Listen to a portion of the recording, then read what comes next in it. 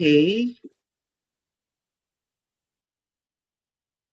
Can you see me? Hi, good evening, everybody. Awesome. All right. Good evening, everybody. If you're just meeting me for the first time, my name is Munachiso Okoli. I'm a HR specialist and the Abuja coordinator. Did I say Abuja coordinator? Okay, let me rephrase that. Sorry. The Abuja team lead for the Root Hall. And okay, and I would be taking us tonight on. Can you hear me? Sorry, give me a minute.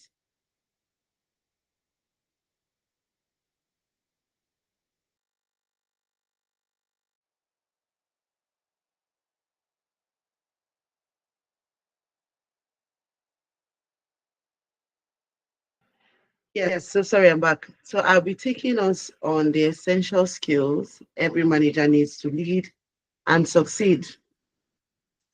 I want to say a very big special thank you to Hannah for this opportunity. This is an amazing opportunity.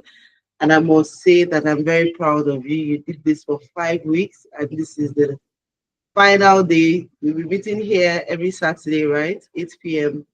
for the past 5 weeks, and this is the final week. And I'm humbled, right, to be taking you this evening. So very quickly, I would like to share my screen, if that is okay. I want this session to be interactive, so it doesn't look like I'm just talking to myself, right? Because this is something that, as simple as it may sound, is very vital and very important for every manager to know, right? And so I'll be sharing my screen very quickly with us so that we could just start. We're already 15 minutes behind the clock, and we'll just start very quickly.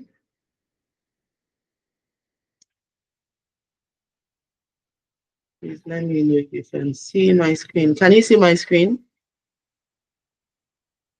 Please, let's just talk. Can you see my screen? Somebody can just unmute.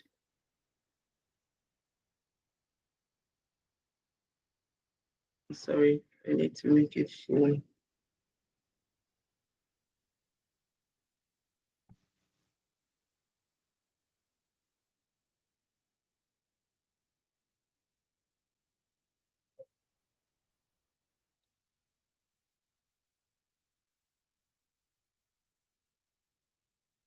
Okay. Hello? Hello? Okay. Yes, your screen is visible.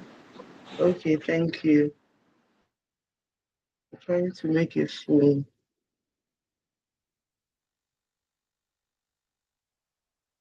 I don't know why it's not.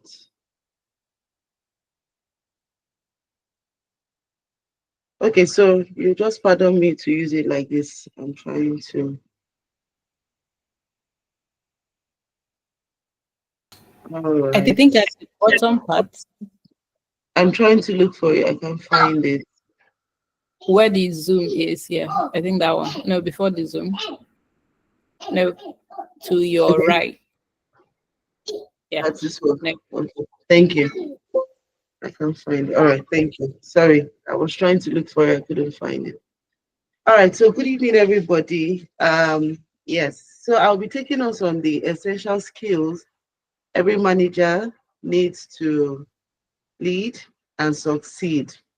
So before we go into the whole session proper, I just want to understand why it is important that we need to have this discussion tonight, right? We all know what leadership is, but I'll just take us back a little bit so that we'll just have a reminder of what it is and you know what leadership entails basically. So I believe, right, that man was born to lead in whatever capacity it is you can think of. Man is a born leader. Yes, so you know how we say that every boss has a boss, right? But an average man, even the least of men, has that leadership ability in them. So if you're not leading human beings, you can as well lead animals, right? If you're not leading animals, you can lead something, maybe plants or something, or whatever it is around you, right? So, but I believe that it is man's nature to be dominant and to lead, basically. And so, what is this leadership that we are talking about, right? Leadership just simply means the ability to lead. And what does it mean to lead? It actually means that you are able to motivate and then inspire people or whatever it is you're inspiring to actually work together towards achieving uh, a common goal or a group goal, basically. So that's why I mentioned animals, right? You have these herdsmen. You see them when they are leading a herd of cattle, and they are leading this cattle, and you notice that there is a direction, right? They will lead them to either eat or to actually go back to their wherever it is that you know their base is. And when it's almost the same with human beings, sort of. But you notice that when you're leading human beings or when you're leading a group of living things that actually have a mind of their own or actually have minds of their own, is actually quite a task. It's the most difficult thing on earth to do. To manage people, is actually the most difficult thing, right, on earth to do. So why did we prepare something like this, right? This is to help you to recognize those skills that you will need to excel as a manager, from various conversations that we'll be talking about, right? From motivating teams to communication to decision making, and then having like a conducive and positive environment for work. So let's move on. Do we have any questions? Can we move on? This is just like the introductory part. I can move on, right? Awesome. So we'll move. Now, building a foundation of leadership, right? Why is it important to actually know this? So let me give us an example, or let me paint a scenario. For example, you are in an office where you have a group of uh, would I say a group of specialists in a particular field, or a group of professionals. I think that's a better word. A group of professionals in a particular team, rather, or a group of professionals, the same thing, you have the same criteria, you have the same certificates or certifications, you have the same skill sets, and you're on that same level. But amongst you, you are to select a team lead. That will now spark a question, right? What would actually make your fellow professionals or your colleagues, right? What will make them follow you? What will make them say, okay, I think this person is best to lead us in this team. I think this person is best to direct us on how best we should go, right? And one of the things that would be noticed with you as a professional, right, is setting, would I call it, one of the things that would, you know, help you, right, to single you out as a potential leader, right, are certain attributes that will be found with you. The very first thing is what? Vision. If you do not have a vision, then nobody is going with you to anywhere. If you do not have, I don't think there is any captain that does not know where that captain is going and does not have a compass that will lead or that will help to navigate that particular ship or that particular boat to its destination.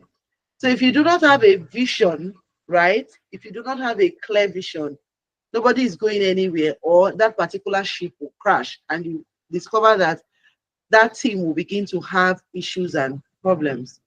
You must also have influence as a leader. And influence is not, most people confuse influence with affluence. Actually, they are two very different things. So influence is that you have an impact on someone. You have imparted something in someone's life, or you have done, maybe you have imparted directly or indirectly, or you have done one, two, three things, and that person has seen, and admired that particular thing that you have done, to be able to influence other people's decision, or to influence how an organization would go, or how the team would perform, or how the team would actually operate. So that is just that. If you have to have influence on people, you also have to be willing to motivate people. I mentioned that earlier when I was talking about what it means to actually lead, and that is actually motivation. So motivation is actually empowering your teams. I remember when I took my course on my HR course. I think I was still serving then. Yes, I was still serving then, and there is this mindset that motivation is actually stipends. It's not stipends. Oh. You can actually motivate your team by pep talks and all that, but we are going to see that one much later as we progress, right? You would have shown certain you would have shown competency, basically, for you to be able to know that, oh, I'm actually leadership material. You would have shown certain skill sets like competency. You will be self-aware of yourself. We'll see that much later. That is when we're talking about EQ and all that. You should also be a team player, be able to manage people. We'll see that one much later. You should be able to manage people. You should be able to collaborate with other people. You should be welcoming to ideas and know how to filter and bring everybody together in such a way that every voice is being heard and everybody feels like they are part of whatever it is that they are doing, or the bigger goal, basically. If you do not have passion for leadership, you cannot lead. If you do not have the passion for your work, you cannot lead. If you don't enjoy what it is that you're doing, or whatever position you're in currently, or whatever work it is that you're doing currently, there is no how you can enjoy leadership, or there is no how you can lead people, basically, if you do not enjoy your work. So I spoke about open-mindedness earlier, and then certain skill sets like accountability and innovation. We'll see that much later. So let's progress. Yes. So the first, I think before we start talking about communication, there are certain skill sets that every manager must have. And the number one thing is actually communication, right? So I don't know how many of us are conversant with the story of the Tower of Babel. Let me just remind us, you have a group of people coming together to achieve a particular goal, right? And at some point, a big guy up there just, you know, triggered that, or kind of like distorted their communication. And what happened? It led to the abandonment of that particular project. And that is the worst thing. Miscommunication is the worst thing that can actually happen to um, any team or any communication. Did I say communication? Sorry. Any team or any organization. So before I move on, I don't know. I remember in primary school we learned about communication and all that. Would anybody just like to tell me what the person understands by communication? I said I wanted this class to be very interactive so that it's not like I'm just talking and talking and talking. So can somebody just, if you may, if you don't mind. Do we have someone that would just like to tell us anything?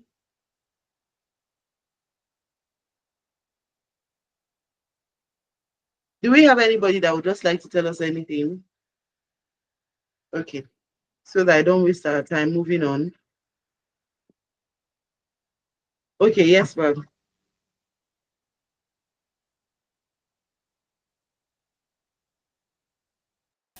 Okay. So communication is, passing a message, like telling someone something, and then they understand just exactly what it is that you are telling them, and they're able to give you like a response, an appropriate response based off what you have told them. That's what I understand by communication. All right. Okay, thank you very much. So I picked something from what you said, and that was understanding. So, like you rightly said, communication is actually okay. Let me go back to sharing. So, like you rightly said, communication is the exchange of information, right, from one person to another. And one key thing there is comprehension, and that is understanding. So you're using any form of medium. You could use body language, it could be a sign language, it could be in written form, it could be, a verbal form of communication.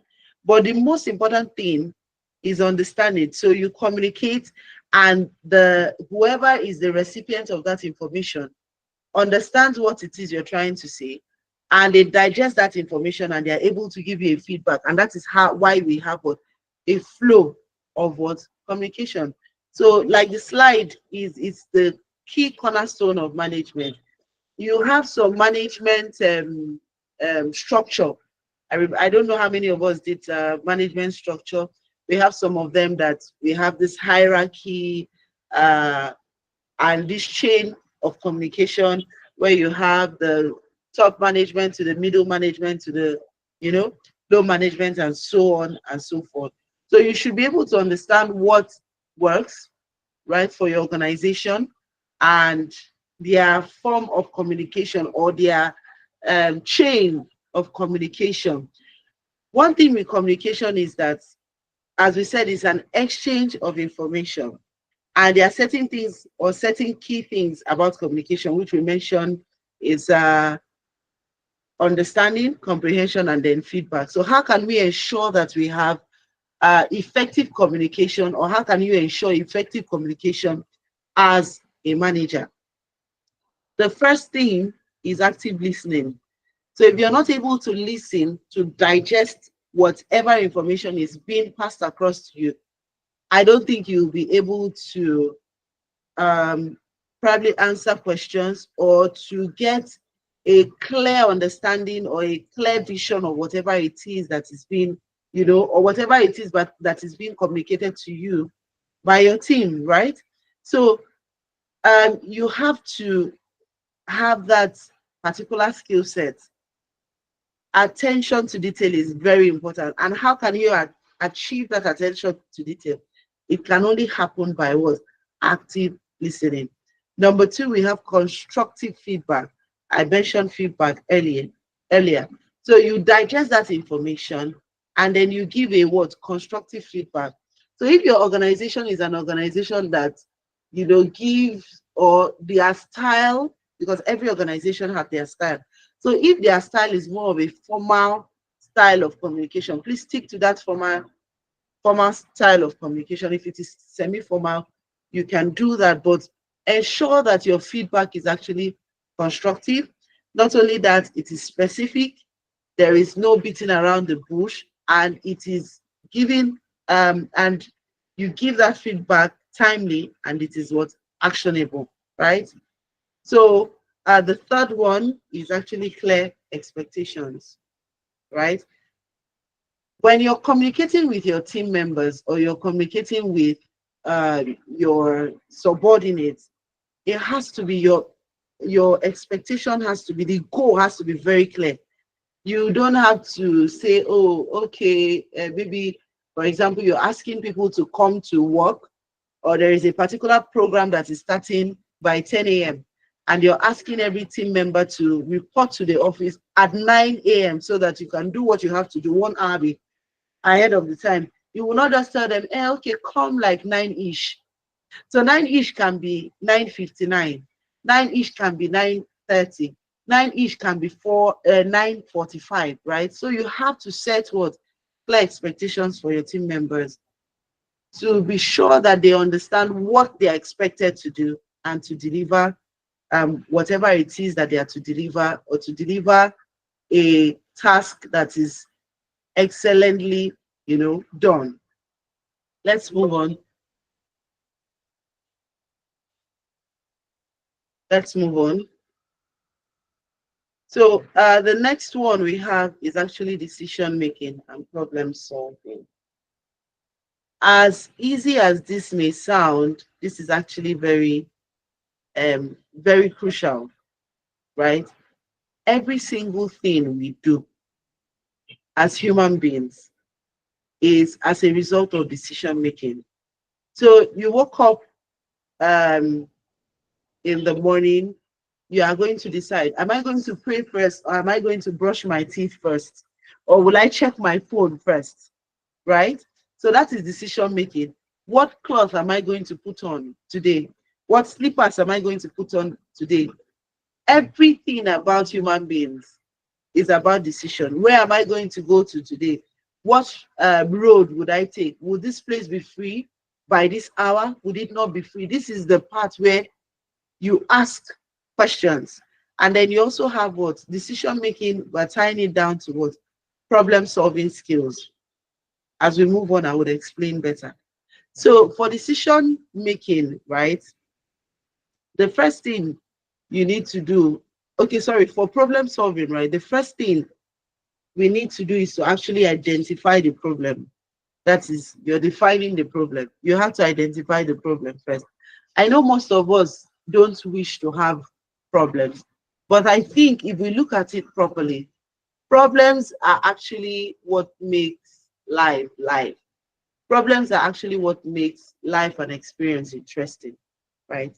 So I think I recently, or a couple of weeks back, I spoke about identifying and running towards um, pinpoints. So pinpoints are actually problems, right, that you Right. wish That to solve for. These are problems that you wish to solve for a client or for an organization.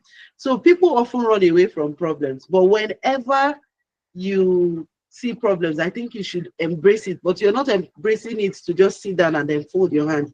You're actually embracing it to tackle that problem and then to provide solutions to that problem. So the first thing you need to do is to actually identify that problem. What area do we need to rectify? What area are we having issues with? And what issues are we looking to solve? And what issues are we looking to rectify, right? The next step is, after identifying the problem, what do? You provide solutions to it. This is where brainstorming coming, decision making. So you weigh everything, you put up your options on the table and then your alternatives, and then you wait, okay, which will work better.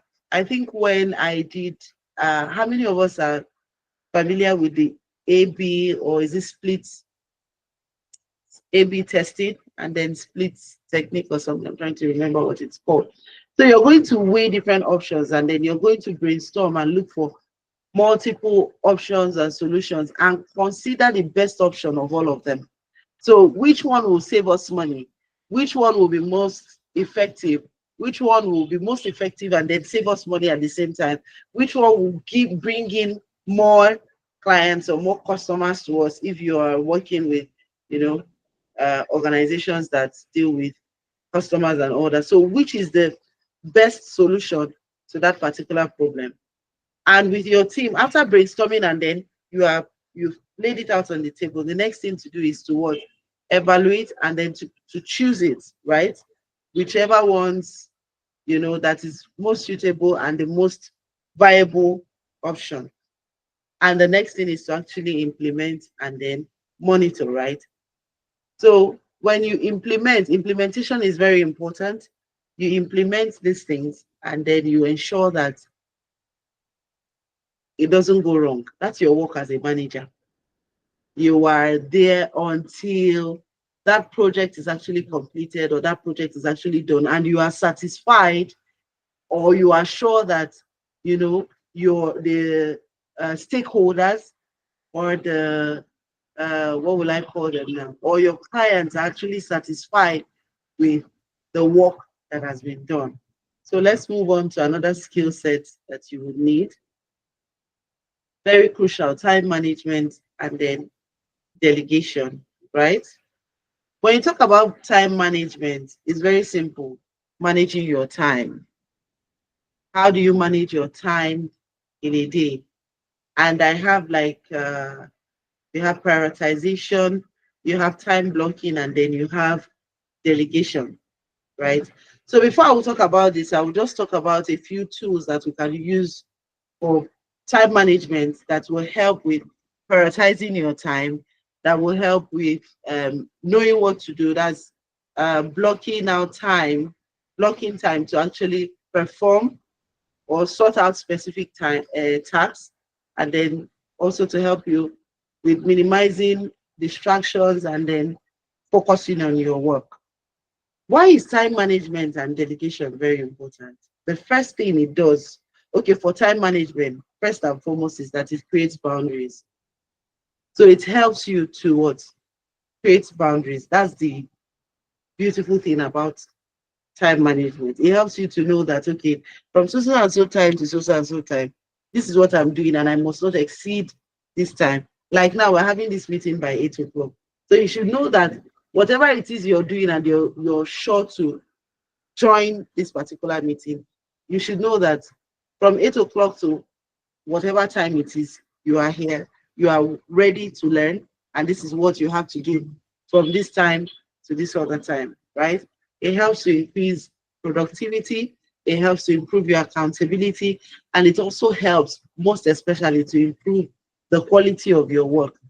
How many of us have actually given tailors clothes, and because it was rushed, they end up sewing rubbish and you're just mad and angry at them? So if you are a tailor here, please, this skill set is very important.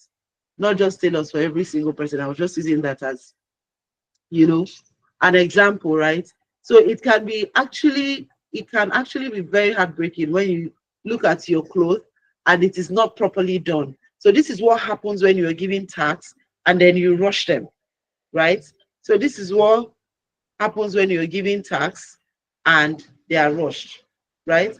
So I'll just be sharing with us like tools that would help us to manage our time and all of that, right?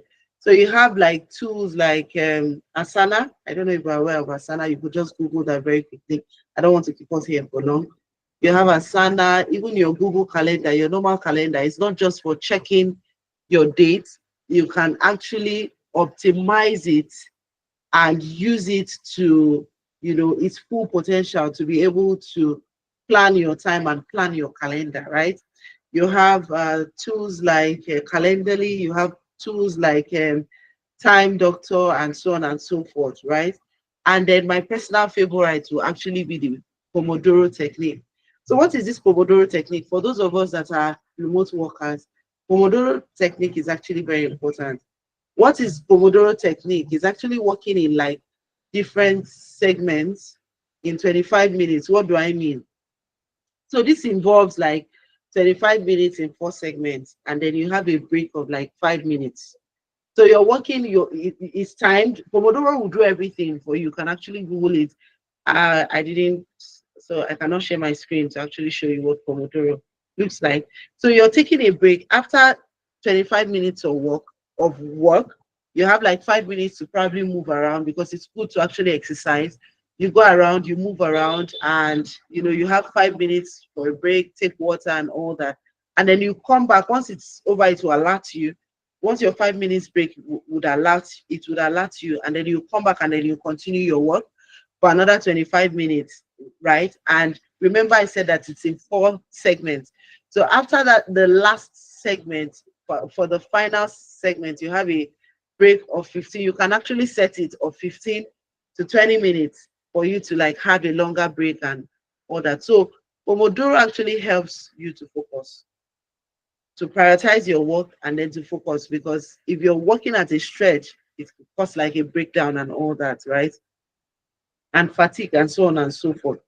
So when you are doing, when you're trying to manage your time, you should be able to look at which one is of topmost priority. So you rate your work, or you rate your task for the day in you rate it in the level of priority. Which one is more important? Which one can I do later? Which one cannot wait and has to be done now?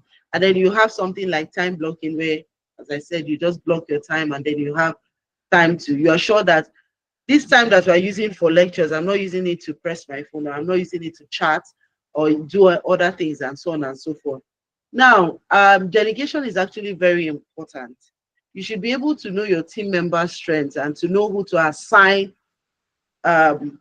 what you're to assign that person for, right? So you cannot do everything on your own. If you do that, you're going to break down.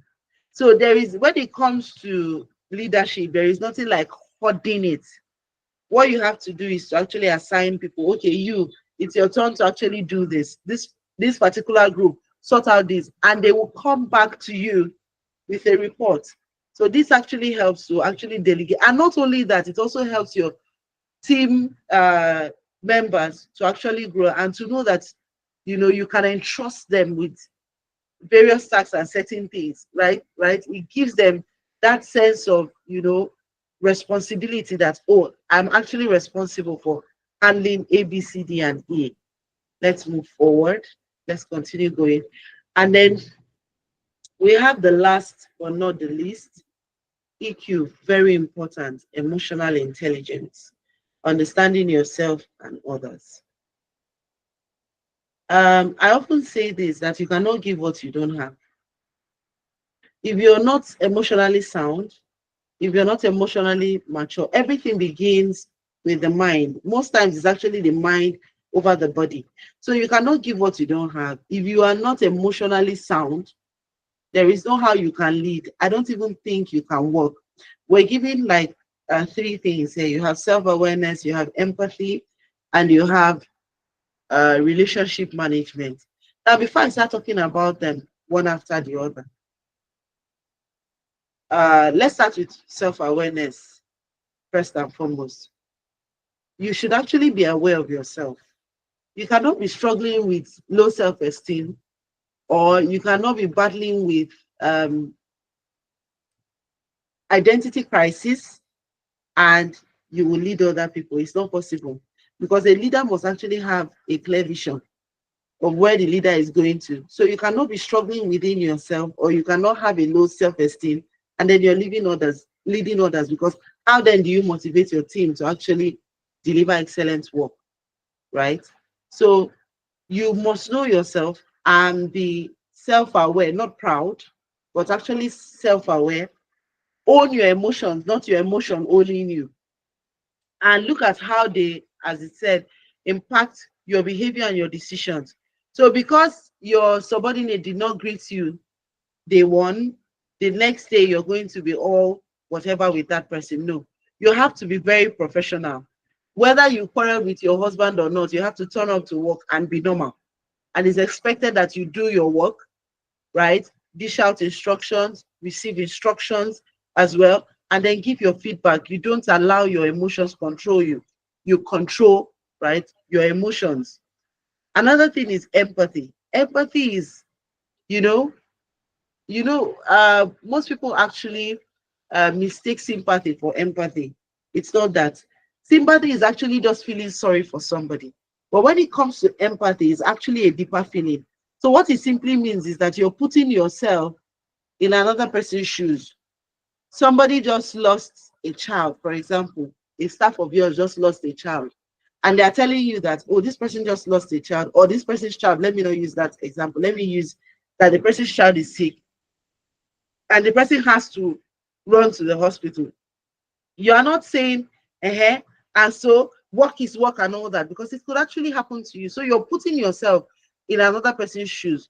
But at the same time, that doesn't mean that people will come to you. You'll be so gullible that people will keep coming to you, with excuses like that. You should be able to empathize with other people and not sympathize with other people. Put yourself in their shoes to actually understand how they feel.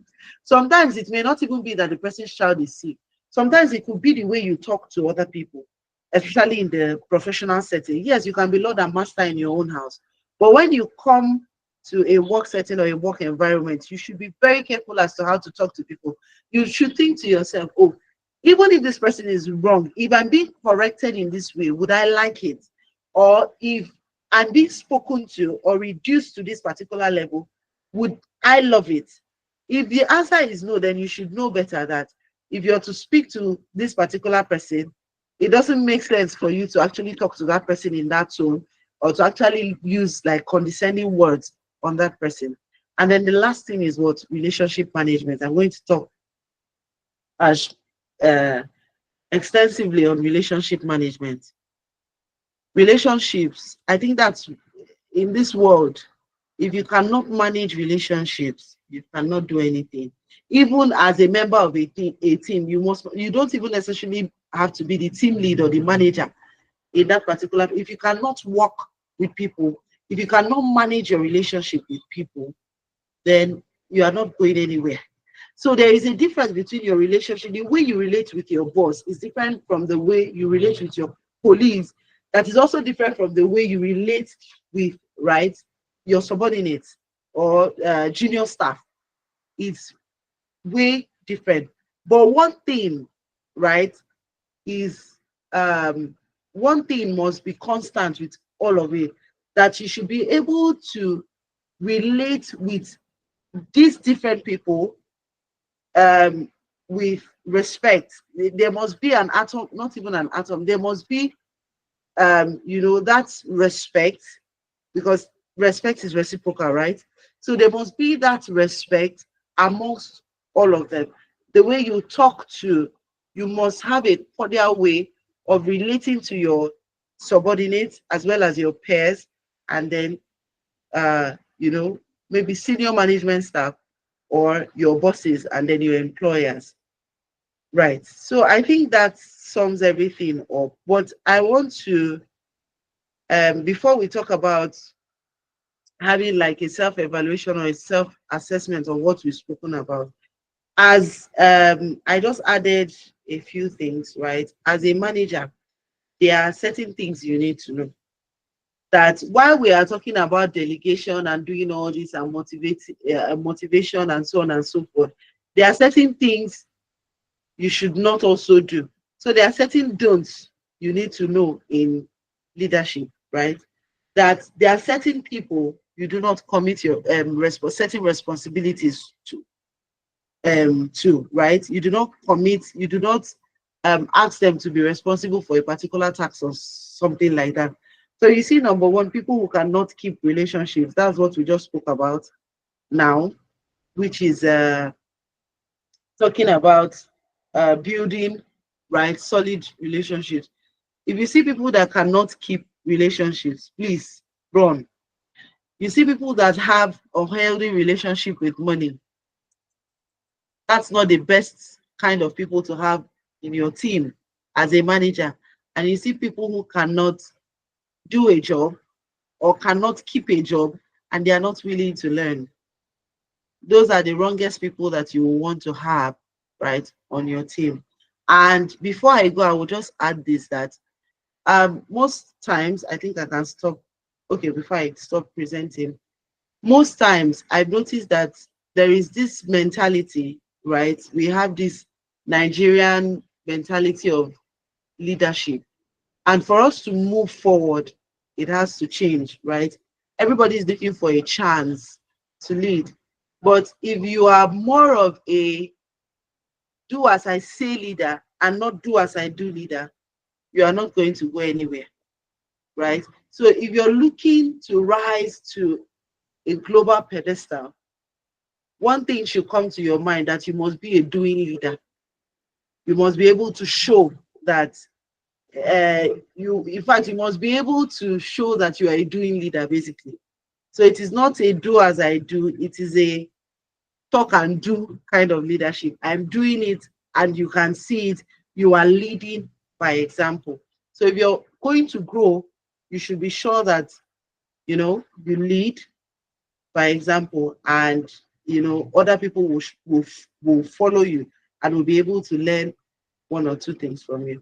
So this is what I would like you to do, to put your skills into practice. The first thing is, you're going to ask yourself, what are my strengths and what are my weaknesses? So I would not call it weaknesses, I would say your areas for improvement. You can just take a pen and a paper and just, like a scale, you just weigh, what are my strengths? Where do I excel at? And where are the areas, or what are the areas I'm struggling with, right? And then you just write it down, and then you look for those areas that you're struggling with, and you should be able to notice that, okay, this place has to, or this area has to improve, and then you put in the work, right, to improve on that area. And then you also have to practice, like I said, time management techniques. You have Pomodoro. I've given us some tools that we can use.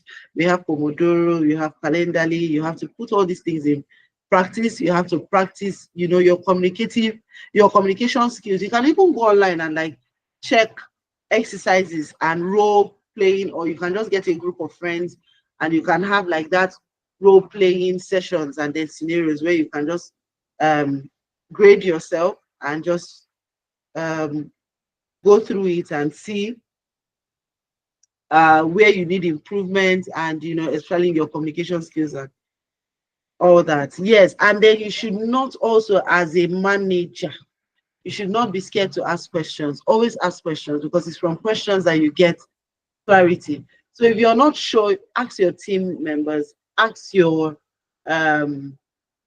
ask the people that actually give you that brief. So ask your clients, ask your employers, okay, what is it we are supposed to do? If you're not clear on it, do not be scared to ask questions. That would also help you to put these things in practice. So I think I'm done, right? I'm done presenting. I think I'm done. So I would, at this particular point, I would be taking like questions. So I'll be taking like questions if we have anybody that would just like to ask a few questions. I'll be taking questions. If you're not, um, okay, if we're done. So I'll just take questions, a few questions, but if it's as clear as, um, if it's very clear, I think that's fine. If it's clear, that's fine. I don't have to, yeah. Okay, so before I hand it over to Hannah, I would just like to say this. As I said, anybody can be a manager. Anybody can be a leader. You already have it in you as a human being. That's the nature, that's man's nature, to manage things, to be able to manage scarce resources, to be able to manage, even if the resources are in abundance, right? To be able to manage resources. And who said you cannot grow to that level of management? You can. Everybody is looking to advance in their career. And if you're advancing, you're getting to that level of consultancy, or that managerial role, or that management, right, position. So everybody, every single person is looking to grow to that particular level. So you should be able to acknowledge your strengths, look at your weaknesses or those areas that you're struggling with, and then know how to uh, improve on it, basically. I think I'm done. So Hannah, I'm done. You can now. Thank you everybody for having me tonight. Thank you so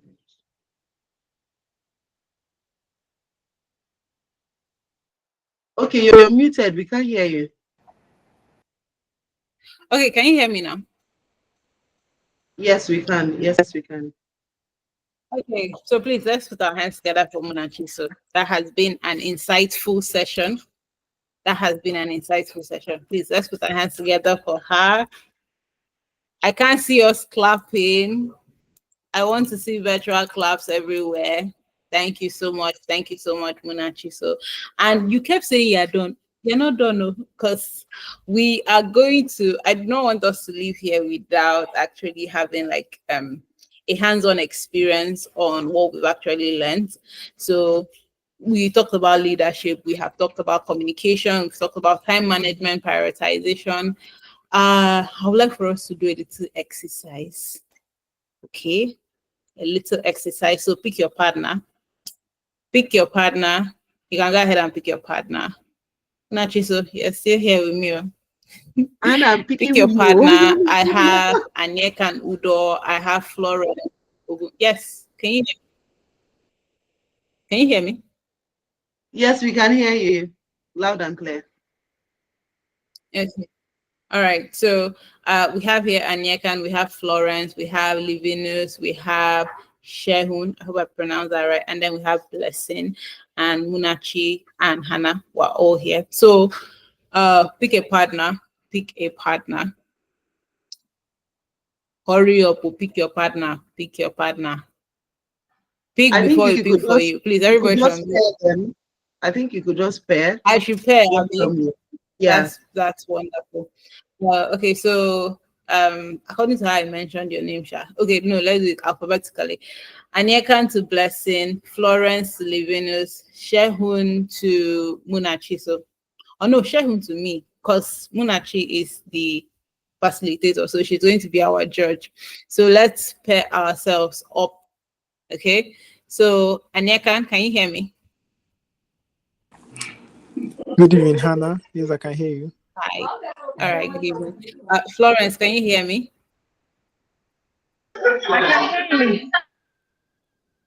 All right. Blessing, can you hear me? Yes, I can hear you. Okay. Livinus, Shehun, can you hear me? Yes, I can hear you. All right. Beautiful, beautiful.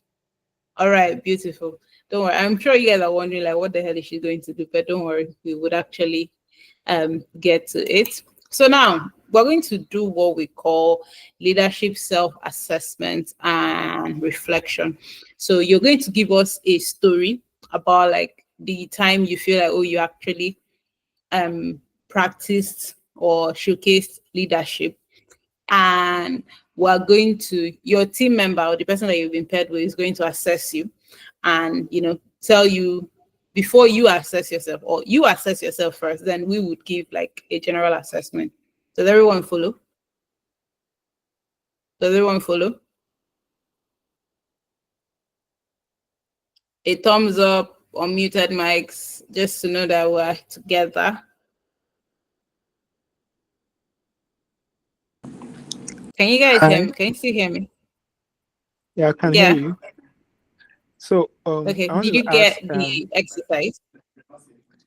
yes, but I didn't understand like the Okay. assessment you are talking. What are we going to ask for, like as an assessment? Are you going to tell us?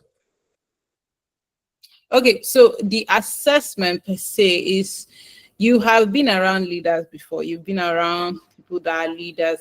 So you're going to basically tell the person what you feel, okay, they should have done better, or what you could get from their story. Okay, do you get that? All right, thank you.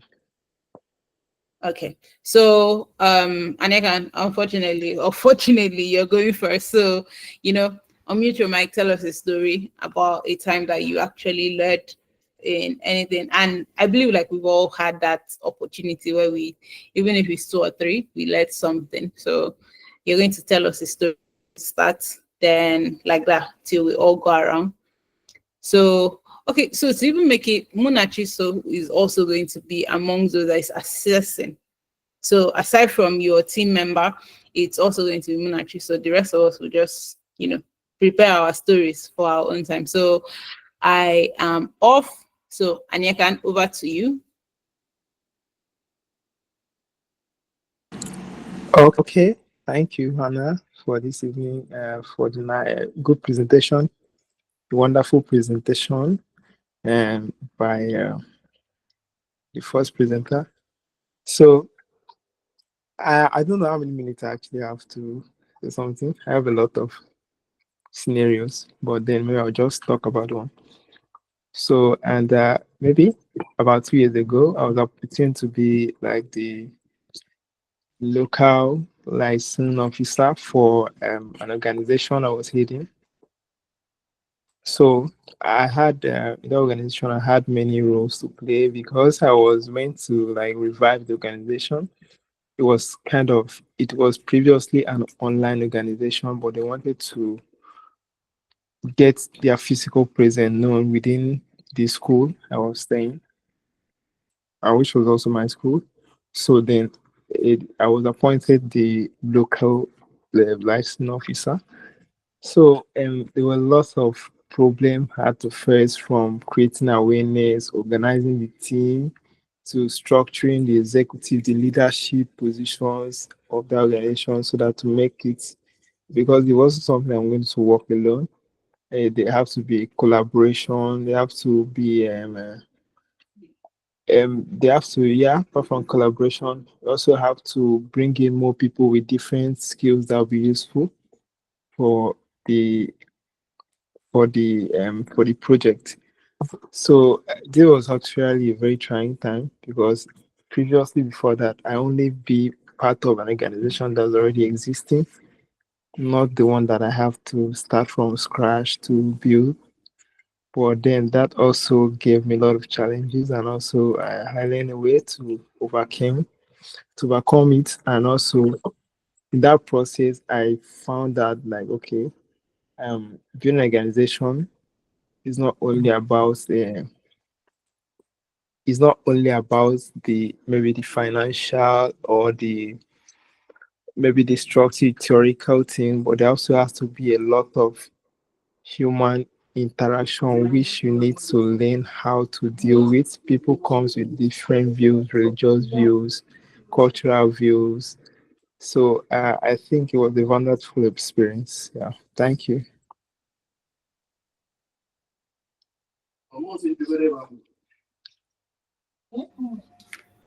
Okay, thank you, Anyakan. Florence, I want you to give him, what did you learn from his story? Like, what are the things he just narrated his story? So, like, I want you to, give him some pointers about. It could be about the story, it could be about his narration. Just give him some pointers on things that you noticed, maybe something that wasn't too clear for you, or anything. Just go ahead.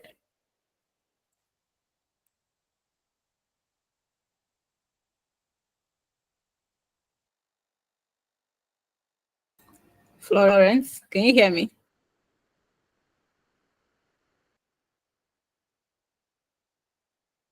Florence, your mic is mute if you're saying something. Okay. So we'll move to Munachiso. Yes. Oh, okay. Sorry about that. Okay, Munachi.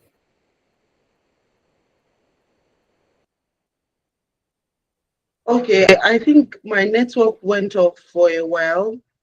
I don't know if you could just give me a summary again. I sincerely apologize. At the middle, I didn't really get the middle. It was towards the end that I got what he said.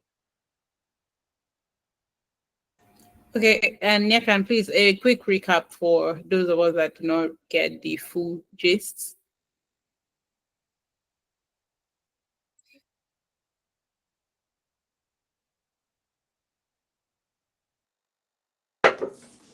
Okay. Um. Okay. What I was saying initially was about my experience of trying to build an organization, not like build from scratch, but build the local organization. The organization already existed, but not actually in my school. So I was tasked with building the organization as a local lighting officer. So I was talking about my experience, the challenges I had, and also how I was able to overcome them. And one of the challenges I mentioned was trying to work with people with different views, religious and cultural views, and also being able to bring them together to set up a functioning organization. Yeah. I don't know if that's clear. I'm just shortening everything. Thank you. Okay, okay, thank you. So, how were you able to work on that challenge? Um, what was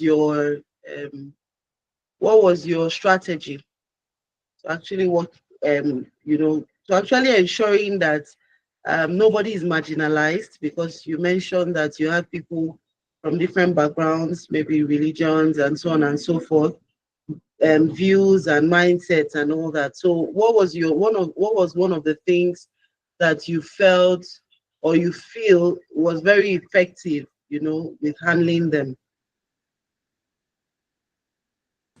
Okay, one thing I know that was very effective in my own case was allowing people to express themselves freely. I kind of created a psychologically safe environment, or let's say like organization that anybody can express himself and also his views is heard. And I think this was very helpful. It makes them feel they feel like uh, they felt like it was a kind of inclusive setup that allows anybody to speak up and speak against what he or she does not like, and also can kind of promote what he or she thinks would be helpful for us. So I allow it to grow like a community where people actually work toward a common goal, but also able to express themselves the way they want to.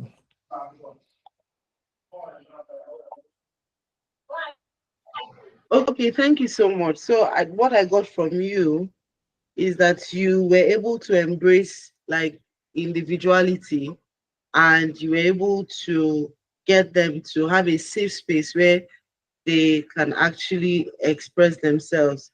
But at the same time, I hope you were able to also set boundaries so that they do not, if you're saying no, human beings don't, if you don't set that boundaries and that limit, they will just go all haywire, right? So I hope you were able to also set clear boundaries, and so that as this person is expressing this person's self, another person or another part of the team or another member of the team does not suffer, from the actions of this particular person. So I hope you were able to do that, sir.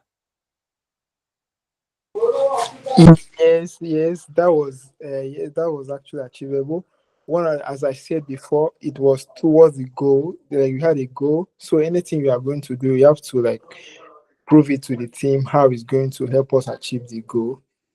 So by so doing, since we had a common goal, everything you are doing or every idea you are bringing, it has to be towards promoting or helping us achieve that goal.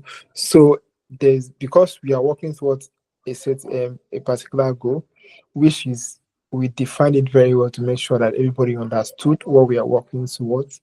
So all the action was a kind of a complementary and let me say summative, like adding up to helping us achieve the goal we wanted to achieve.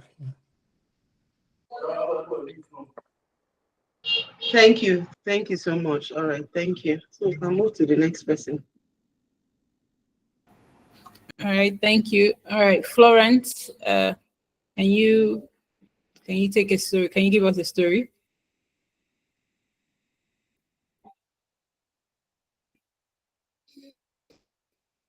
Okay, if Florence is not ready, blessing. Okay, okay. Good Florence, go evening. ahead. I really don't have, I don't know if I have any story to tell, but there's something uh, Miss Monachi asked, Annette can, I hope I'm pronouncing the please, if I murder your name, just forgive me. I am apologizing in view of the names I will murder, okay? Um, so in whatever you're doing, it's important to create a safe space. You also create boundaries for yourself while creating a safe space for others. There are people. One of my mentors used to say, when you're trying to love someone, also love yourself. Self care is important. People call it selfish, but it's not really selfish sometimes. It's just you being careful and setting boundaries for yourself. So all I have to say is I'm trying to talk to Mr. Aneke said, if you're creating a space, a community, I think I've been there before. No boundaries. People just call you randomly, drip all their questions, all their whatever issues on you. Love yourself, create boundaries. Oh, at this time, maybe you can reach me, maybe you cannot reach me, maybe you have to do this or do that. I don't know. I don't really have problem. I try not to interact so much with people. In the sense that if I assign a task to you and we're working on anything, you don't perform very well. I notice maybe you not performing is out of you don't know it, or you not performing is you not willing to put in the work. Either way, if it's you not willing to put in the work, I'll cut you out. But if it's you not performing because you don't know it, and then there's this, that's willingness in you to learn, then I would maybe make a time or assign somebody to put you through the work. That's how I function.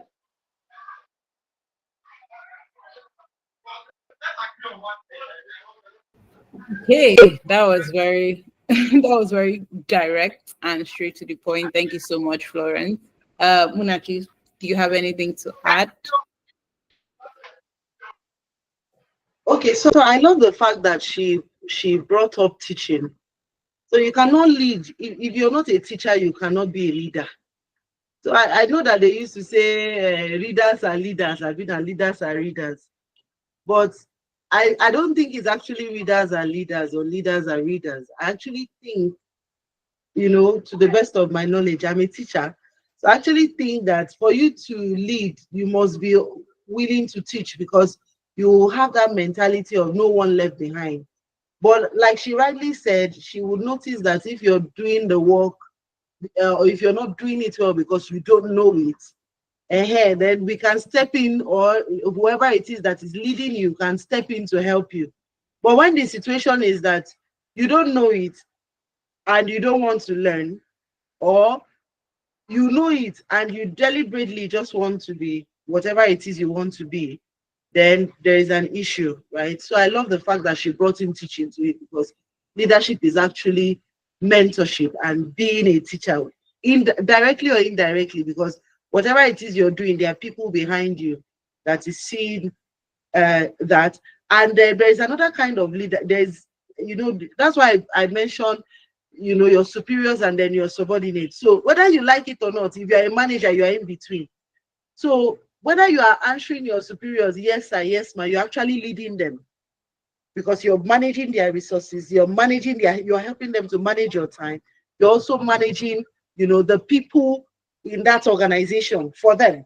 So whether you are answering yes ma or yes sir to them, you're actually leading them indirectly, while those, coming behind you or those that are your subordinates, you're actually leading them like full time. So thank you. That's all I.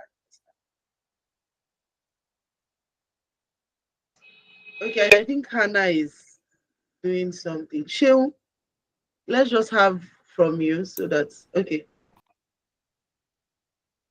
Okay, yeah, thank you, Munachiso. Yes, Shehun. Oh no, Livinus. Livinus, yeah. So I'm following the line on my screen. All right. Good evening, everyone. I guess I'm new on this space. I just stumbled on it on Monachi's status. I'm like, okay, let me come and see what my friend is doing. All right. So concerning the whole thing we are talking about this evening, I think there are there are a lot of experiences that I would have loved to share, but let me just pick one. So there was this time I was the secretary of my association, and we were having an event. We were planning at the event, and one of the leaders that was supposed to be with us left. Okay, we started working around this since like Saturday stroke Sunday morning. The event was supposed to be in the evening of Sunday. So this other leader left where we were staying and went to town with the intention of coming back very early the following day so that he will come and join the work.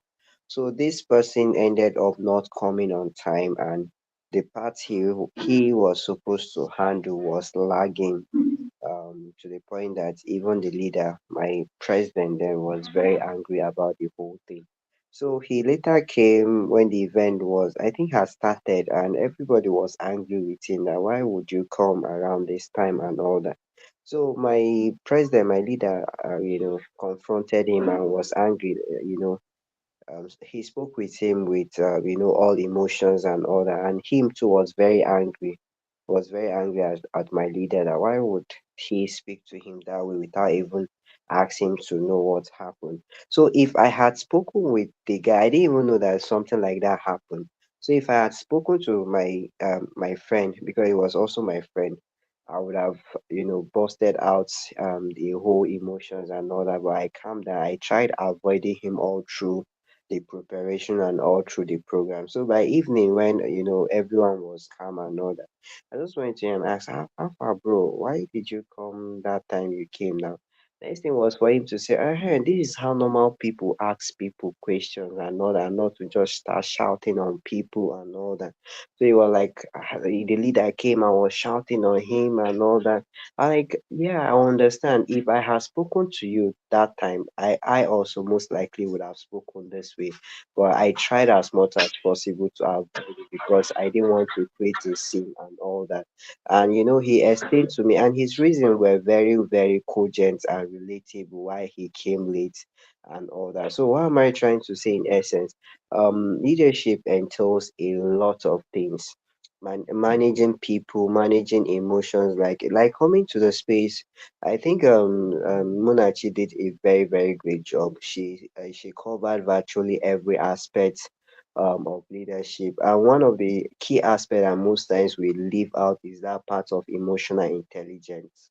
That part of emotional intelligence. A lot of times people speak anyhow, and you tend to ask yourself that, wait, does this person understand that I also have emotions?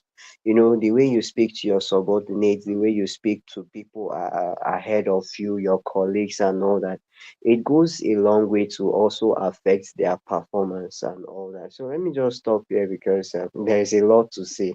Thank you very much. Right. Okay. Thank you so much, Luminous. You've actually brought up, before Munachi adds, you've actually brought up some points that we're going to, everyone will have the chance to actually like give their contribution on that. Proper way to actually get the proper approach for conflict resolution, and how to well, how do I even put it? How to lead people that constantly undermine your authority. We're going to talk about that because this space, like for me, I feel like we're leaders in one way or the other, we've experienced it one way or the other. So this is for us sharing our unique experiences and helping each other out. And whoever is going to watch this later on, this is going to be like an action plan for the person. So we're going to get to that. But Munachiso. Okay. Hi, everybody. Libinus is my friend, though. He just got married on Saturday. So he's just a fresh, that's 1 week today. So he's just a fresh, we like calling, if he's a bride, then we say fresh bride. So he's just a fresh groom. Eh? So the thing is, I think who has known me the longest? I think it will be Florence, but somebody left. Blessing has known me since I was in JS1. We were in JS1 together. And my God, I know they hear word. And I used to be somebody that, hey, you don't even want to do it. If people tell you about me, like you would be shocked with the things you would hear. And I used to be someone that used to act impulsively, right? It was so bad, in all honesty, I'm just sharing it with you guys. It was so bad that I do not have baby pictures, like single baby pictures. My mom got me angry and I packed all my pictures and set them ablaze. I'm just telling you how terrible it was back then. How old was I? Said. So I always used to have like this fire, this, some people used to come like that packaged. And I think I came like that because, it's like, it's just pushing me. I just need something small to like trigger me. And one thing that is very important is that you having people around you that can checkmate you. Very, very important. You having people around you that can checkmate you. So I got to mingle with a few people and I've seen the way they handle situations and all that. And I knew that something was actually wrong with me and I needed to, work on it. So something happened today. I bought a brand new laptop and today it just stopped working. I got it on Wednesday. But before then, I took it to a friend of mine to put, what is it called? Chrome and some other applications on the laptop. And only for me to hear that when I call, I brought it back home and it wasn't coming on. And I called, I was like, he said, oh, Munachiso, I gave it to my neighbor. I know the neighbors and all that. And he was very busy and all that. And he called the friend, the guy, sorry. And the guy was like, it's not possible. I came with a brand new laptop. It's supposed to come on. I've never had issues. The guy said, okay, oh, the issue with the laptop, kiniko. See, vintage me, as he's talking, I'm on a bike there. Vintage me. At least I would take 5 laptops and go to my house. Vintage me, right? Not only will I take laptop, I'll take screen guards and then, pouch. I'll go with a carton. I don't even want to hear, wait, I don't want to hear it. And then I'll take the, when you are ready for your goods, come and find me at home, right? But I thank God for growth, right? Funnily enough, I was calm. I said, no, the laptop I came, I brought wasn't like that. I don't even know what to do and all that. So my friend said, come back. And, I've come to understand that relationships are very important and words are very powerful. So any word that you release in, you allow your emotions to take over you and you give your emotions that power over you and you act in that, if you say sorry, it cannot repair the damage, whether you like it or not. So I'm grateful that Livinus brought this part because it's a very, emotional EQ, emotional intelligence is a very broad topic. There are some people that feel that maybe they are mature emotionally, but certain people will test you and you will know that, no, there is something wrong with you, right? So the only part I know I don't support in Livinus's story is the fact that he avoided the friend, but I get it because it's better to avoid, right, than to confront directly because he may say something that will trigger you. But for me, I've come to understand I will calm down. But it doesn't happen most times because sometimes, old habits, right? But most of the times I try to calm down and I will just ask and all that. It depends on your approach, but I still try at the same time to control it and then to suppress it and then to try to handle that. Okay, so Florence, you have something you want to say?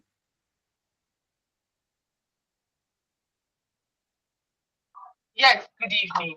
So, this thing you're talking today, and it actually happened to me. So today I went out to pick some skincare, but I kind of misread what the company wrote on their site.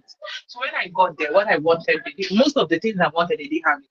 I was about to leave when one of the sales rep, was so polite, so calm, and she was talking to me and everything. So after picking out what I wanted, I told her, please just help me confirm the prices. Let me be sure that what I want, like the prices are not so high for me to purchase them.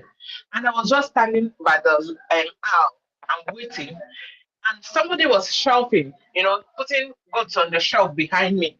I don't know how it happened, but one of their goods slipped from the shelf and fell. And the guy said it was my bag. And so that I have to pay for it. I said, how? I don't understand. So, he just went, costed the thing and told me the cost price is 12,005. Pay. I said, eh. I said, you have to go and call your supervisor, call your manager, call your head of departments, call your HR resources, call everybody you need to call. And at the end of the day, you have to call the police. If that's the attitude you're going to wear, I'm a customer, I came to buy something. Why wouldn't you arrange your shelves very well? I'm standing, I don't have eyes on the back. Nothing would make you just want to pull something out of your shelf. So at the end of the day, they called the manager, and the guy was very polite, calm, and he said, "Madam, please. At the end of the day, this money is going to be deducted out of my own salary. Please, okay, pay half. I will pay half." I said, "No, I will not try it." He said, "Please." And he pleaded and pleaded and pleaded. I wanted to leave.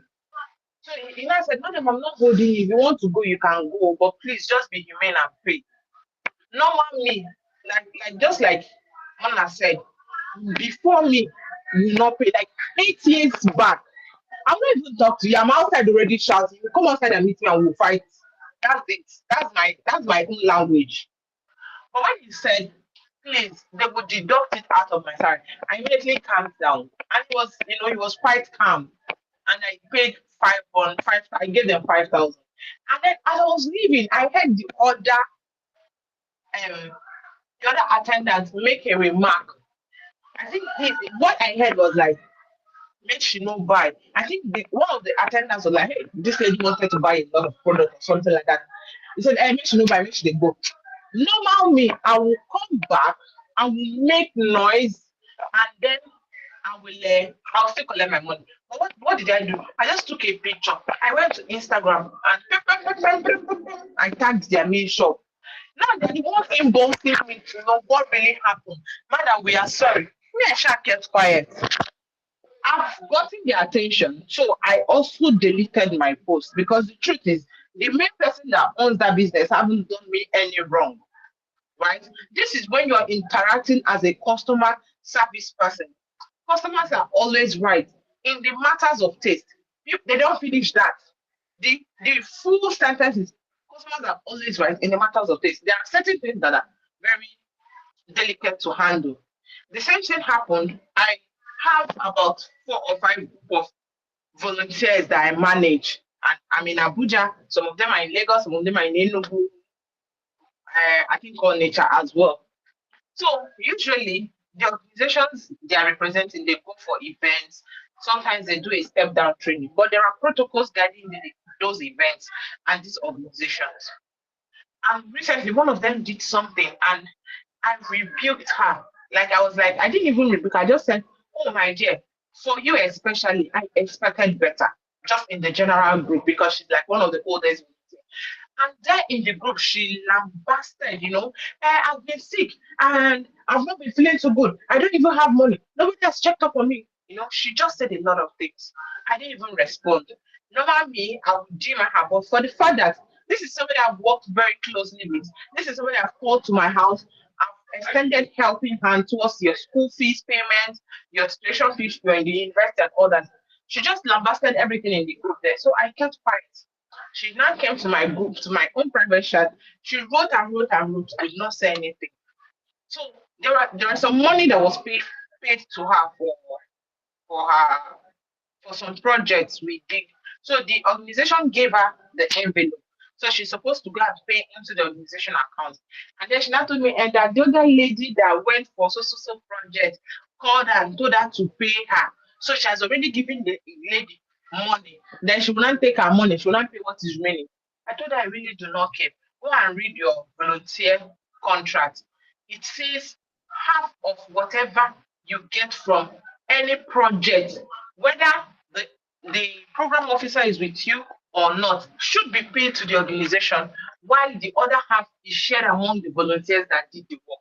So sort yourself out, but pay the half of the price into the organizational account. And I kept quiet. She told everybody she knew that could talk to me to please talk to me. I didn't budge. Do you know why? Because she didn't do it. It wasn't an oversight. It's a deliberate action. So there are times you have to stamp your feet. There are times you have to just let your humanity play out. And there are times you just have to be stern, no matter how. People will say you're wicked, people will say you're mean, people will say a lot of things, but you have to check the person's action. how has this person reacted to some things? How have they responded to corrections? How have they responded to rules or maybe following policies? Are they policy conscious? Do they follow the policy the way you said you should follow? Even your seniors will annoy you in the office. The best way sometimes I deal with such issues is I ignore you and then I wait to the extent where you come into my own space and I will politely tell you, I'm sorry, this work is above my pay grade. I can't help. Oh, I'm sorry. My time, my closure, my time for work or my closure time is 5 and this is 5 past 5. So I'm closed for the day. We will revisit this matter tomorrow. Or I will look at this matter tomorrow. I'm closed for the day. Even if I'm still sitting on my desk, now you're my head of department. I will not look at that issue. But you have to be very polite. Like you have to do Jesus and take a breathe in, like really breathe in,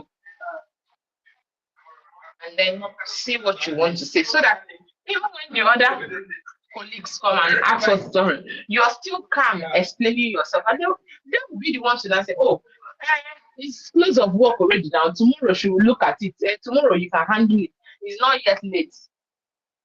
Especially if something is recurring, if it's something that somebody does all the time, if this person is used to overstepping boundaries, then you should learn to handle such things very, diplomatically. But me, I don't believe diplomacy is sitting on the fence. I know my coach will not agree with me now, but you see all those ones that play, if I don't play silent treatment with me because that one pains me, then go for Jesus. Oh. But if it was me before, I will set my trap. It will take months, but I will set it and I will hit back. I will set my trap, but I shall do back. And you know the gist now. First to do, no the pain. The second to do the pain pass. Anyway, this is what I wanted to add. Thank you, Miss Mona, for allowing me. Yeah. Okay. Okay, this has actually been very interesting. So that we don't Livinus has spoken. Shehun, is there a story that you would like to share with us? Good evening, everyone. I Hi, just good came evening. in a few minutes ago. I was just coming from a product management meeting, maybe like 10 minutes ago. I'm sorry for coming late. Uh, from what people have been saying, I think I can be able to pick something, so I will be able to know what to say about it. I've worked with a boss that I think it was in Taraba State, and I'm the manager of that company. We have a lot of people that we were managing there. But what I discovered about him is always aggressive. Doesn't know how to handle things. He's a go-getter. He doesn't bloody care what is going on. If you want something, he must get it, either by police station, either by court, whatever like that. And the business, I think it involves money, so maybe it's one of the reasons that is making him to feel like anything I want, I must get it.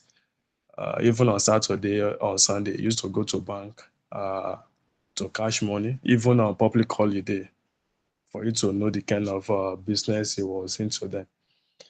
Even if you help him to see money, he will just pretend as if, yes, if you see my cash, you're supposed to return it. The way he's even talking to other staff, they are not really happy about it. But whenever I'm around, and some of them, they like to pass information across to him, but maybe some of them, they are scared or the way he's going to respond. Some of them, they didn't like him. But if I'm there, I will go and meet those people. Please, is there anything you think we can do? And those one, they will talk to me. And even if you are coming to come and tell the boss that this is the situation, he will still show you.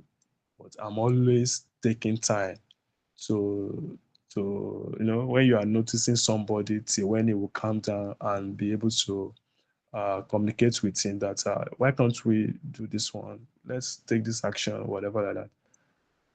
you will not, okay, let's give it a try. But the whole point I see from his own attitude is that keep doing whatever you think that is good. I think most of the time, if he's sleeping on his own, he used to think about the EU. That, oh, if we take this particular action, we won't regret it.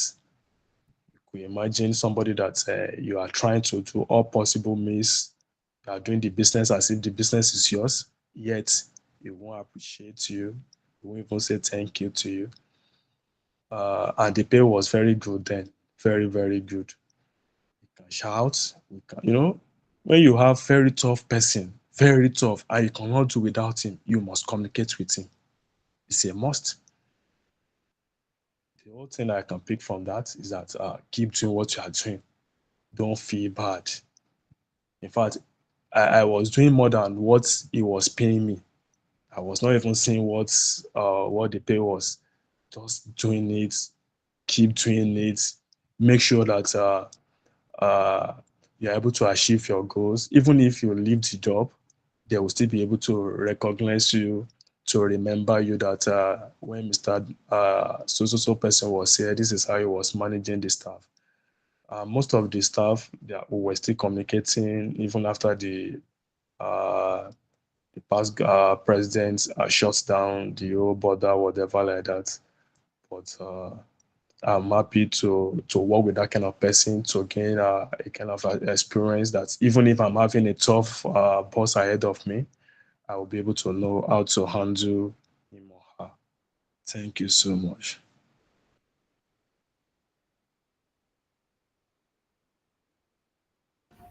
Uh, Thank you so much, sir. Thank you for sharing. Munachi, what is there something you want to add to that? Okay, very quickly, I'll just say this, right? I understand what it means to work with like difficult bosses. The truth of the matter is that I loved how he ended it. Just keep doing your stuff, right? The thing is, somebody told me, was it last week or this week while I was complaining, that most times when we are working, and sometimes we'll say, oh, it's not our business, it's someone else's business. You're actually building yourself. You're working for yourself. You're not working for that person. You know that even these difficult bosses, they realize certain stuff. You see that some people, they think they are the alpha and omega of their business. Let one staff leave. You see that the business begins to suffer. So you would not notice that, oh, actually, this person is actually the heart and the mind and the soul of that particular business. And they would, even if they are honest to themselves, even in their inner caucus, they usually say it that, so and so person, or Mr. A or Mrs. B or Miss B, when this person was with me, this was how my life was easier, this was how it is, and all that. So wherever you find yourself, just create value. It doesn't matter whether the boss is whatever, but please, at the same time, there is a level of rubbish that you should not take. You should be able to know your value as a person. That is where self-awareness, right, comes in. Sometimes you should be able to say, okay, I'm damning the consequences, right? And I'm leaving this job. But even if you're going to leave this particular job, right, you're not going to leave it with a quarrel or with whatever it is. You will leave it the right way, right? I get it that sometimes you want to build and all that, but there is a limit to what somebody can take, because it will take a toll on your self-esteem, and then it will start, making you feel like you are nothing, or you are not really contributing something.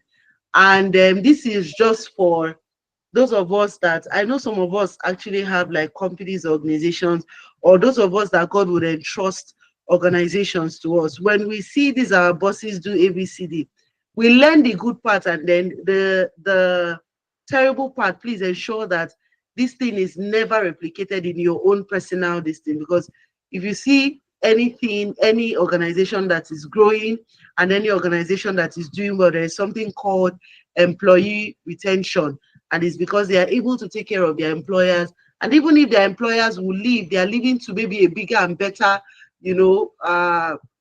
organization, and you see that the organization is still rooting for them and still cheering them on. So that I'm just saying this for those of us that would have organizations tomorrow, or will be able to manage, someone else's organization and like be like the second in command or something like that. And then you have that power to actually make sure that, staff and employees are well taken care of. So thank you. All right. Thank you. Thank you. Is there any other contribution? Is there any other person that would like to contribute a story? Okay. All right. So for me, I would just say that I like the fact that like everyone shared like one thing or the other about like their own experiences, difficult experiences that showed growth. Yes, Munachi. Yes. It's Munachi. Sorry, because I know we're around, very quickly. I would just like to ask a question. Somebody that's in relation to this difficult boss and all that. So I'm a HR specialist, right? And it's more like, okay, so it's more like a riddle and a question at the same time, right?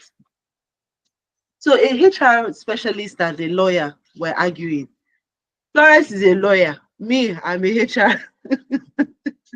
I'm a HR specialist. So they were arguing, and the lawyer was saying that his own job is more difficult. Do you know how many cases I have to sort out? Oh, this person's life is in my hands, ABCD, and so on and so forth, and all that.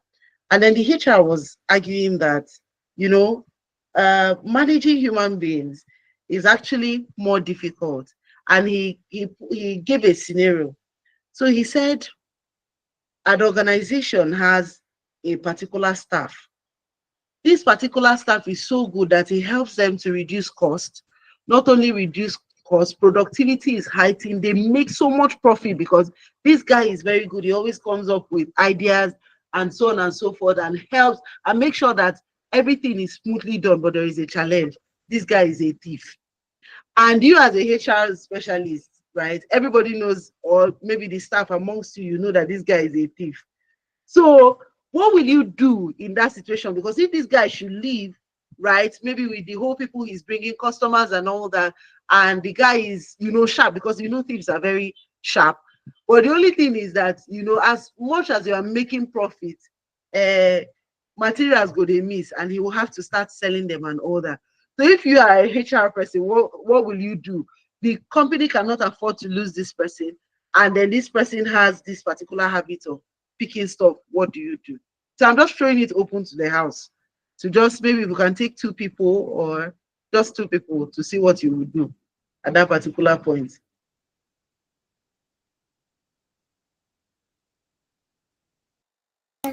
Please, who wants Maybe to Miss help us? Anie can say something. Okay, who wants to help us? Ania can please assist us. I think this there's no right answer and there's no wrong answer in this kind of conversation. It's just your input. Yes, Livinus, please. Yeah. All right. Well, these kind of situations can be very dicey. But again, another thing I think the HR could do is if one thing is competence enough alone is not enough. Character is also one of the key things we look out for. So another thing the HR could do is to get someone of that same caliber or that of that specific position to work along with this same person. At least working with this person, the person may get the skill aspect of it and all that. Then as the person keep getting the skills, and then you get to a time that you feel this guy is dispensable. I think at that point you can then dispense him. I don't know if maybe you get where I'm going to. Maybe you get That's someone. the answer. Okay. But I think the answer is not actually to just get the person to learn from him, because these people can be very, because he has the contacts. I don't know if Yeah. you're getting me. Like, Yeah. he's Yes. good with the head. So, but the truth of the matter is that at least you have somebody or two people there in such a way that he will not notice, to Yeah. follow Yeah. him Yeah. and just Yeah. help him with it, just so that there is like that accountability and all that. Okay, Yeah. thank you. True. Okay, but any other person can also add something to it. Like, would you risk Okay. leaving? Yeah. Okay, so my standpoint.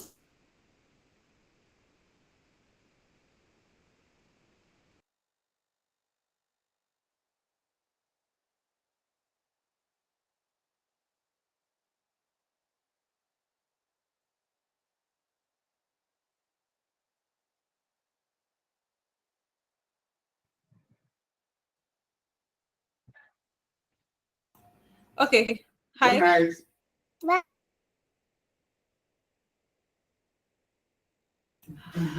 Okay, sorry for the disruption. So I wanted to say, I just want to add to what Mr. Lubinu said. So yes, Mega, wait. So there's this thing that I have actually always, it has always resonated with me, and it's even in my own team, this is what I actually practice, that technical skills can be taught. Technical skills is that one skill that anybody can wake up tomorrow and learn it. But you see that in the course of skills, all that emotional intelligence, character, integrity. You cannot teach a human being people skills. If they do not want to learn it, they do not want to learn it. So for me, I would always say, and I'm saying this because like our organization this year, we let me not say this year, Sha. There was a certain period of time that we had to make that kind of call. And I was very adamant on like this thing, anybody can wake up and learn this thing. If we're talking about, oh, this person is a high performer, anybody can wake up and become a high performer. But you see that trust factor, we need to be able to trust people. We need to be able to, put things in people's hands and expect like, okay, this is supposed to flourish in their hands. So for me, I would say person can go with their their negative character. Yeah, that's yes, you did well, you excel in all these areas and all that, but if that trust is not there, I don't think there's any need to actually keep the person around. So that's my take.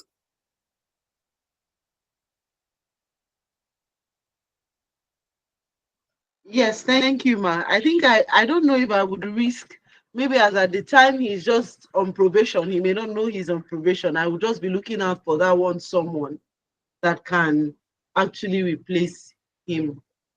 Thank you so much. I'm done. That's all. Okay, all right, thank you for that trick question actually. But I really feel like it's a good learning factor for everybody in leadership and in management. We're always going to have those one people that we are not too sure. Should we let this person go? Should we keep the person? Is there a way to change this person? So I thank you for that. And I really enjoyed the fact that today's forum wasn't just, oh, you ask, we answer. It's more like everybody sharing their experience and sharing their own parts. My question before we go has to do with feedback.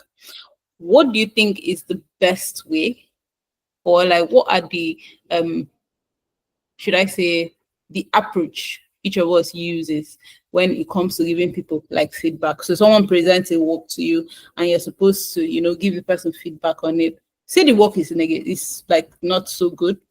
How do you go about giving people feedback? Because I think as leaders, the way we do, things like that, it's the breaking point. It's what makes or breaks the person. So how do you go about, approaching that? I think everybody should just take 1 minute so that we do not exceed our 10 o'clock. So Munachiso, so you can go first. Whoever feels like going. Yes, please. Okay, so let me just start. That there is a format for feedback, right? It depends. It depends. Somehow. Okay, let me put this out here. That when you're saying feedback, it could be work, it could be something that is personal. I think Gladys is here. So Gladys is my church member, and our pastor's wife is actually a bank manager. Her own feedback was not in the quality of her work, right? It was that she said at some point some people mentioned to her that she didn't smile. She doesn't smile with customers. I think when she started, and you know how stressful bank jobs can be. So it may not even be in, that's why is her face always stiff or something like that. And she was like, she never even knew that in her mind, she's smiling, oh, but I think it's not reflecting, you know, on her face. And I'm somebody like that, that if I'm not happy with you inside, it cannot reflect. Right. But I'm trying to learn it. So I'm looking at it that, am I, is this hypocrisy, or is this, you know, that one is a different ball game altogether. So the first thing you need to do when you're giving somebody a feedback on something like that, maybe a job, not well done or something, is first and foremost to look for a positive thing about that job that the person did, and then calmly now bring the person's attention. It depends. If the person is emotionally mature, you can go outright to say no. After telling the person, oh, you did this one well, start with the positive part of it. Oh, you did ABCD well, you did this part well, but this other part, I'm not so sure, you didn't really get this here and all that. And if that person is not an emotionally mature person, because you've been working with them, you would know. If that person is not an emotionally mature person, you can just say, how about you try, because it's the this thing of what is it called, the manner of approach that matters. Okay, this is not bad, but how about you try? You can now recommend something and say, okay, look through it and then see if you can tailor it to this one, and then let's see what it will look like. And you tell the person, okay, what do you feel now? Is it better? Codedly, and you just constantly keep reminding that person of that thing. You see that subconsciously, if the person is to do that particular task again, it's not going to do it the first way the person did it. You just see that subconsciously you've given that person a format, and that's that format that the person will use. So I think that's what I have to say. So thank you. All right, thank you so much, Munachiso. Is there any other person that will want to contribute? All right, can I say We something? have a different Hello? Yes, sir, Can you you can hear go me? ahead. Yes, Okay, yes, we can hear you. yes. Just like Munachi have said, again, sometimes it's easier for you to see, for instance, now, if this is someone that previously, when he makes maybe presentation or anything, you make comment, you did well and all that. It will be easier for this person when you try to make corrections or give feedback that are negative, for this person to look at it from the side of love. But if previously you don't say anything, when he does good, you don't say anything and you keep quiet. When you come to the person and you want to talk about the bad he or she did, it will be easy for the person to start seeing things the other way. And irrespective of how you try to quote, because it will look so weird, like you don't talk to me normally, then you are coming telling me, this one you did well then, but I want you to what, it will be obvious that, oh, this person was saying these good things because he wanted to talk about this bad thing. So maybe we should make it form and habit in such a way that most times when people do these things, we just try to, if it is good, just tell them it's good. Just make comments so that when it's time for you to make the corrections or the negative feedback, the person will also accept it in good faith. The person will know that no, this is out of love. Thank you.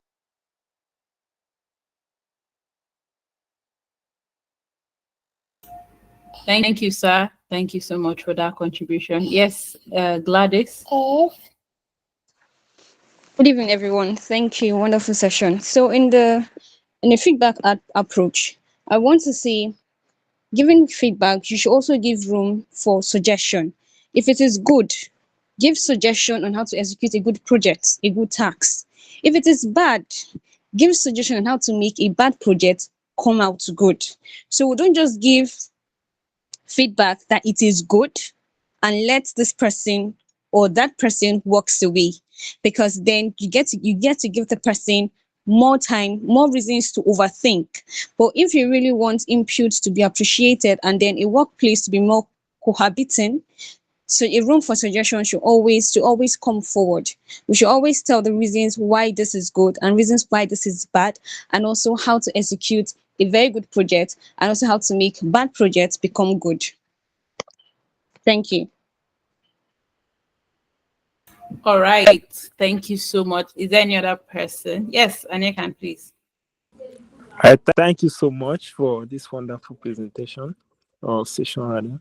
So the other thing I want to say is when we are trying to maybe give feedback on something, we should try as much as possible to learn about what that person was thinking while he's doing the project or working on it, what the goal is trying to achieve. Because these differences in goal, that maybe what we are viewing or what we are expecting with what the person is expecting might not align, and this will also reflect in the way it was actually going after like solving the problem. So when we try to see how the problem is trying to solve, so we should tailor our feedback to like whether it's good or bad, but the best way is to also talk about both the good and the bad. But first you start with the good and tell the person, okay, this is what you have done right, and this is how this thing is going toward this. So once he's maybe made a mistake or maybe he's not doing it to your expectation, you try to tailor that feedback to the goal the person is actually trying to achieve. And in so way, if you do it that way, I think it help the person to narrow down your suggestion to towards the goal is trying to achieve. So I think when it is goal targeted, it's always easy to make corrections. Thank you. Thank you. Yes, Munachi. Okay, this is for Mr. Nikan. So you kept on saying his goal he was trying to achieve, right? I think it's not about his goal, it's about the organization's goal, one. And then two, most times when presentations are made, is either this presentation is actually made to top management, especially in a work setting, right, to top management staff, or it's made to stakeholders directly or clients. And if it is not up to standard or if it is not quality work, it tells a lot about the organization. I don't know if you're getting me. So if, and if the clients or the stakeholders per se are not satisfied, what do you think will happen with the organization? I don't know if you're getting me. So most times it's not about the person's goal. That is why it's a team. So when you bring this team, I think how they do it is that you present it to the team, and then the team will now do their own, what is it called now? Their own filtering, and then now take it, if when they are satisfied with what they put up as a team, because you're not presenting it as an individual, you are presenting it as a group of people, as a team, and then you take it to the right channel or the right people that will be viewing whatever it is that you are presenting or something. Because at the end of the day, right, what is rewarded is not your effort, the effort in putting up the slides, or the effort in saying, speaking all this big English and all that. What is actually recognized and what is actually rewarded is actually the results. How does it play out? What is the profit? What profit will it bring in? What will it mean for our company that if we are to go on with this plan, how achievable is this plan? So you have to put in the smart is it acronym now to play? How is it how can we put this into action, and how is it achievable? How can we achieve this goal, and at this particular time that we're looking at, or this particular time frame we're looking at, and how can it now be converted to either more customers, which now means that if we have more customers, it means we're having more money and more profit for the organization. I don't know if you're understanding me. So most times it is not about the person's individual goal. It is about the organization's goal or the project goal, and how people can achieve the project goal.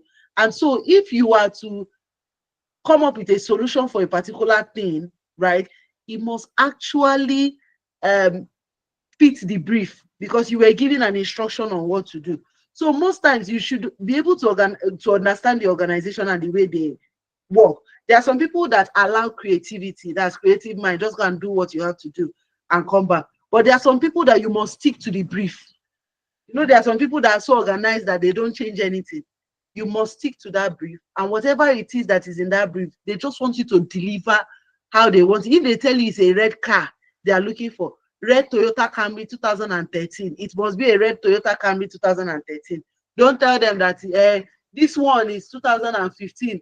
It's red though, but in the down it has green. No, no, no. There are people that like to do things, if they tell you, okay, you can go crazy with the color and all that, it's just safe.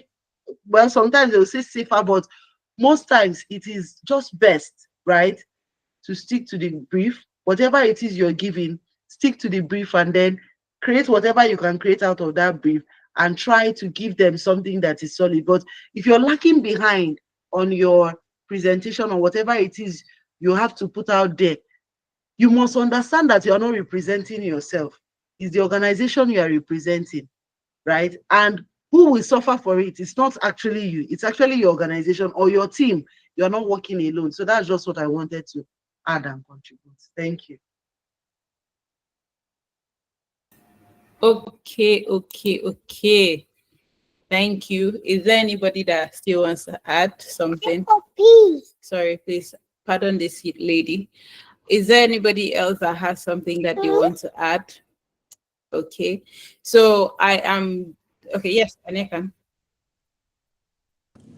All right, thank you, Ms. Munachi. I understood everything you said, but in my own case, I was not specific about maybe the person is a stakeholder or something. But personally, me, I do ask for feedback from people, even in my organization, whether it's part of the stakeholder or not. So I was just giving like a general scenario of people asking you for feedback. For example, maybe your colleague can ask your colleague for feedback. It doesn't have to be official. It could be maybe you just made a presentation or you just work on a project and you want to know how the person views or what the person is thinking about the project we're working on. So, but yeah, your input was very nice. Thank you very much. All right. Thank you so much. Oh yes, Munachi, yes, please. No, I just wanted to say that I understand him now. Thank you so much for clarifying that. Thank you.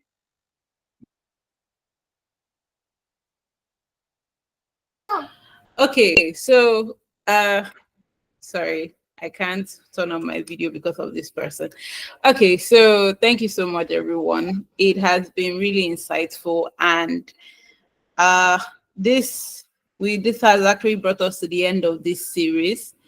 It has been an insightful journey, an exhilarating journey, an exhausting one, but overall there has been learning and unlearning on my part, because it's not only about you're the one who's saying. I've actually gotten to learn a lot over the past 5 weeks, things that I haven't had to learn minutes because I have to come out and do a presentation. So it has been very insightful, and I hope for every one of us, even if today is your first time, you have not missed anything, you've not missed a single thing. If you check in the in-call message, you would actually see the link to our previous sessions, and you can actually pick up from there. You can share with your friends.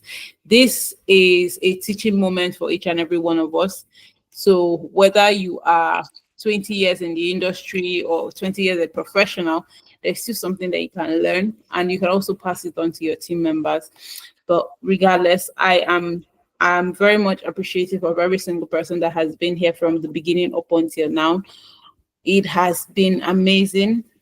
This would not have been a success without you. Oh, someone is coming in now. This would not have been a success without you. And it has been I am humbled, totally humbled by the turnout. I'm humbled by everybody's perspective about every single thing. So thank you so much. I hope to have future conversations between every one of us. I hope for us to grow bigger and better in our career, and I hope that we take whatever we have learned in these 5 weeks and then we push it into our career and actually make it better. So I thank you so much. Thank you, Munachi. You have been I would not even say pillar. You've been like a rock. You've been a rock in this, 5 weeks, whether you show up or not, like you're constantly encouraging. It is wonderful. Thank you, Mr. Nekan, for being here. I am aware that this is your third session here. Thank you so much. Thank you, Mr. Livinus, whether this is your first session or not, but thank you so much for showing up today. Thank you, Mr. Shehun. It has been a pleasure. And from my own end, I would say happy and Merry Christmas to each and every one of us. Thank you for seeing us at the end of the Manager series, and we can't wait for the next season that is going to be coming up next year. So that is that. Is there something that anyone wants to say, a question that you want to ask, something that you want to add before we go? Thank you. You're welcome. Okay. All right. Without any more, thank you so much. And I wish you a good night and enjoy the rest of the festive season. Season's greetings to you and yours. Bye for now. Thank you Thank so you. much, Ma. Thank you. Good night. Thank you so Thank much, you. everybody. Thank you. All right. Good night. Good night, everyone. Thank you.